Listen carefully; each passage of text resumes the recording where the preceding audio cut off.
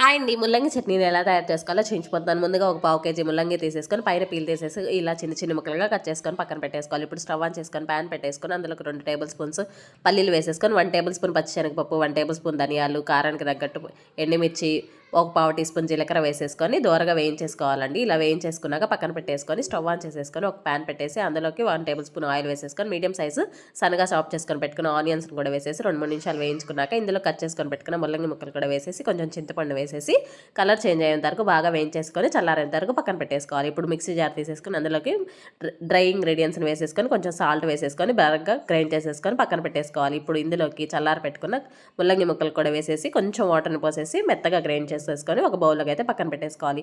ఇప్పుడు పచ్చడి తాలింపు పెట్టేసుకొని ఇందులోకి 1 టేబుల్ స్పూన్ ఆయిల్, తాలింపు గింజలు, కొంచెం ఎండుమిర్చిని కొంచెం క్రష్ చేసుకొని పెట్టుకున్న చిన్నులపాయలు, కొంచెం కరివేపాకును కూడా వేసేసి తాలింపు వేగాక పచ్చడిలోకి ట్రాన్స్ఫర్ చేసేయటమే. అంతే సింపుల్గా ముల్లంగి చట్నీ రెడీ.